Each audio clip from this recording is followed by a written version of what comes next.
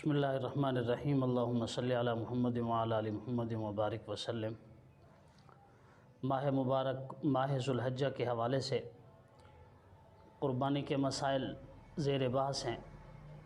گزشتہ دنوں ہم نے اپنے چینل پر ایک اشتہار اپلوڈ کیا تھا کہ قربانی کے مسائل کے اعتبار سے جن لوگوں کو کچھ مشکلات ہوں، مسائل کا حل جاننا ہو، تو مختلف نوعیت کے سوالات دوستوں کی طرف سے موصول ہوئے ہیں۔ اللہ تعالیٰ دین کی سچی طلب نصیب فرمائیں، تو اس پر ہم مرحلہ وار گفتگو کریں گے۔ ان سوالات میں سے چند سوال اس آج کی مختصر ویڈیو میں آئیں گے انشاءاللہ۔ ایک سوال مثلاً یہ تھا کہ قربانی کس پر فرض ہے، کس پر واجب ہے۔ واجب اور فرض کے اعتبار سے سمجھے کہ فرض اور واجب ایک ہی چیز ہوتی ہے۔ واجب اور فرض میں کوئی فرق نہیں ہوتا۔ یہ فقہاء نے تھوڑا بہت احتیاط کا پہلو اپنایا ہے، خاص طور پر جو حنفی فقہاء ہیں انہوں نے واجب اور فرض میں تھوڑا سا فرق رکھا ہے، لیکن یوں سمجھے کہ یہ 19-20 کا فرق ہے، ورنہ احناف کے علاوہ باقی سبھی فقہاء واجب کی ٹرم ہی استعمال نہیں کرتے۔ ان کے ہاں بس فرض ہی ہوتا ہے، واجب ہوتا ہی نہیں ہے۔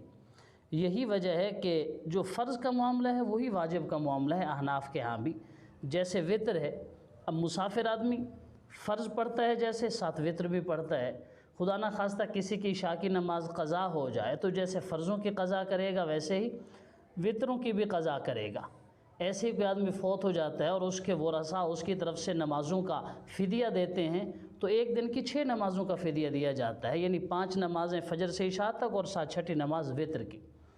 تو معلوم ہوا کہ واجب فرض ہی ہوتا ہے، یہ فقط سمجھانے کے لیے ٹرم متعارف ہو گئی، یا عام طور پر فرض کو بھی واجب کہا جاتا ہے۔ عربی کی کتابوں میں الصلاۃ واجبۃ وغیرہ کے الفاظ آتے ہیں۔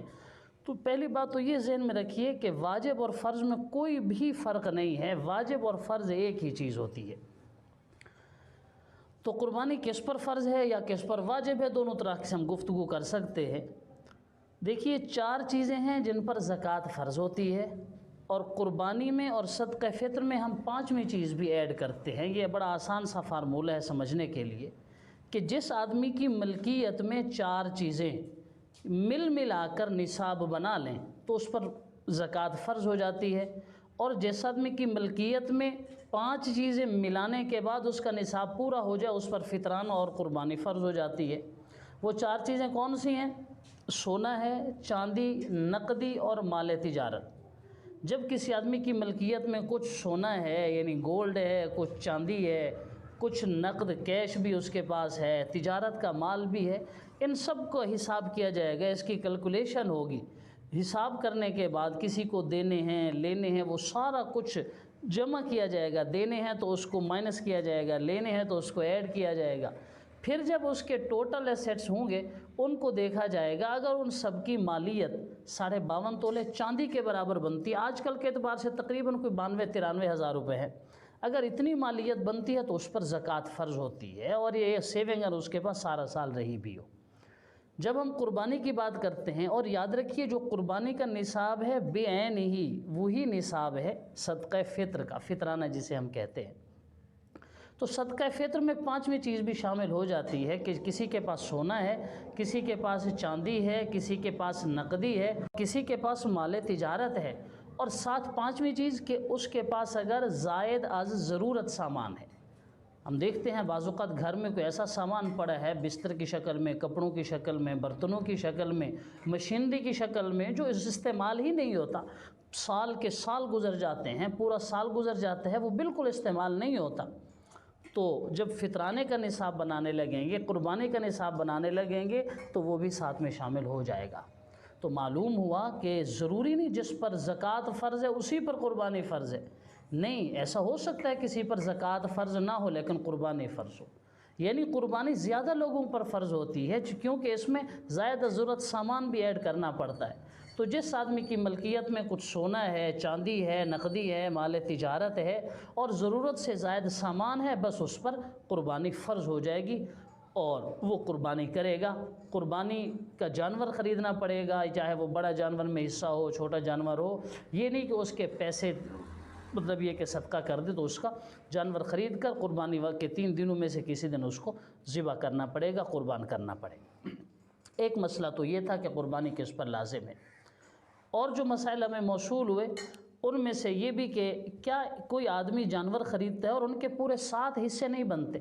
فرض کرے 3 لوگ مل کر ایک جانور خرید رہے ہیں اور وہ 3 لوگ مل کر اکٹھے پیسے دیتے ہیں اور تینوں مل کر اس کا گوشت تقسیم کر لیتے ہیں، یا پھر یہ کہ ان میں سے کوئی آدمی کہتا ہے کہ جی میرے 2 حصے ہیں، ایک کہتا ہے میرے 2 ہیں، دوسرا کہتا ہے جی میرا 1 ہے، اور جو باقی 2 حصے بچتے ہیں وہ کو متعین نہیں کرتے، بس یہ 5 حصے دار اس میں گویا کہ دعوے دار ہیں، شریک ہیں، اور پھر اس کا گوشت آپس میں اس طرح تقسیم کر دیتے ہیں۔ تو یاد رکھیے اس طرح قربانی صحیح نہیں ہوتی۔ جو بڑا جانور ہے جس میں 7 حصے ہوتے ہیں، اچھا یہ میکسیمم اس کی یہ ہے کہ 7 ہی ہوتے ہیں، 7 سے زیادہ نہیں ہوتے۔ بعض لوگ اونٹ کے حوالے سے کہتے ہیں کہ 10 حصے ہوتے ہیں، نہیں، قربانی چاہے اونٹ کی بھی کی جائے 7 ہی حصے ہوتے ہیں، اور 7 حصے متعین کرنا ان کو لازمی ہے۔ یہ نہیں بتایا جی فلاں کے 2 حصے ہیں، فلاں کے 2 ہیں، فلاں کا 1 ہے، اس کے 3 ہیں، جیسے بھی ہے، مطلب یہ کہ 7 کے 7 حصے متعین ہوں، کوئی حصہ مشترک نہ ہو کہ جو بچتا ہے وہ آپس میں تقسیم کر دیں گے، ایسا نہیں ہے۔ تو قربانی کے 7 حصوں کو متعین کرنا لازم ہوتا ہے۔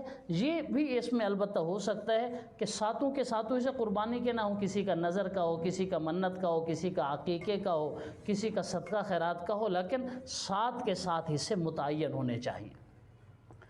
اسی طرح ہمیں جو سوال موصول ہوا کہ کیا قربانی کے جانور کو، چونکہ 3 دن قربانی کرنا ہوتی ہے، کیا قربانی کے جانور کو رات کو بھی ذبح کر سکتے ہیں؟ جی بالکل رات کو بھی ذبح کیا جا سکتا ہے، یعنی 10، 11 اور 12، 10 کا دن بھی، رات بھی، 11 کا دن بھی، رات بھی، اور 12 کا دن مغرب سے پہلے تک قربانی کے جانور کو ذبح کیا جا سکتا ہے۔ بعض علماء نے رات کی قربانی کو مکروہ لکھا ہے، لیکن وہ فقط اس وجہ سے کہ اس میں اگر روشنی کا پراپر انتظام نہیں ہے تو ممکن ہے کہ اس کو ذبح کرتے ہوئے کوئی اس طرح کا کوئی مسئلہ بن جائے تو صحیح معنوں میں ذبح نہ ہو سکے، تقسیم نہ ہو۔ آج کل الحمدللہ لائٹنگ کا نظام ہے تو کوئی مسئلہ نہیں ہے، رات کو بھی ذبح کیا جا سکتا ہے۔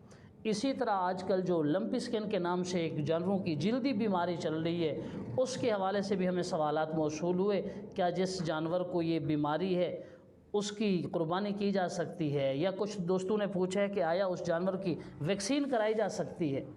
دیکھیے جی، اس جانور کی قربانی ممنوع ہے جس کے اندر کوئی عیب ہوتا ہے، اور بیماری عیب نہیں ہے۔ قربانی عیب والے جانور کی جائز نہیں ہے، بیماری والے جانور کی جائز ہے، اس کا علاج بھی کرایا جا سکتا ہے، جانور کو ویکسین بھی لگوائی جا سکتی ہے، کوئی اور علاج بھی کرایا جا سکتا ہے۔ ہاں خدا نہ خواستہ کوئی عیب پیدا ہو گیا، اس کے سینگ ٹوٹ گئے ہیں، اس کے تھن کٹ گئے ہیں، اس کی ٹانگیں کٹ گئی ہیں، اس طرح کے جانور کی قربانی نہیں ہوتی جس میں کوئی نمایاں قسم کا عیب ہو، اور بیماری کے ہوتے ہوئے قربانی ہو سکتی ہے، بیماری والے جانور کا علاج بھی کرایا جانا چاہیے۔ البتہ یہ جو آج کل بیماری لمپی سکن کے نام سے چل رہی ہے، اس کے اعتبار سے میڈیکلی دیکھا جائے گا آیا وہ صحت کے لیے گوشت مضر تو نہیں ہے، جیسا کہ ڈاکٹرز حضرات یہ لوگ کہہ رہے ہیں، ویٹرنری جو آفیسرز ہیں ان سے جو گفتگو ہوئی وہ اسی چیز پہ ان کا فوکس ہے کہ جی نہیں، یہ جانور اتنے خطرناک بیماری میں گھرے ہوئے ہیں کہ چاہے ویکسین بھی ہو چکی ہے، چاہے وہ جانور ذبح ہو جائے، حلال ہو جائے، تب بھی اس کا گوشت اتنا نقصان دہ، اتنا زہریلا ہو چکا ہے کہ اس کو تلف کر دینا چاہیے، ضائع کر دینا چاہیے۔ دیکھیے یہ میڈیکلی ایک چیز ہے، بہرحال میڈیکل سائنس اپنے عروج پر ہے، ان کی بات بھی اس حوالے سے مان لینی چاہیے کہ وہ اپنے فیلڈ کو بہتر جانتے ہیں۔ صحت کے لیے اگر کوئی چیز مضر ہے تو ٹھیک ہے، اسے اوائڈ کرنا چاہیے، کہ صحت کی بالادستی اور صحت کو یقینی بنانا بھی ہمارے ذمہ داریوں میں شامل ہے۔ البتہ اس طرح کے جانور کو ویکسین بھی لگوائی جا سکتی ہے، قربانی بھی کی جا سکتی ہے۔ دوسرا پہلو یہ ہے کہ اگر میڈیکل کے لوگ یہ کہہ رہے ہیں کہ یہ اس طرح کا جانور صحیح نہیں ہے تو بہرحال اس طرح کے جانور کی قربانی سے اوائڈ کرنا چاہیے۔ اللہ تعالیٰ عمل کی توفیق بخشیں۔ السلام علیکم۔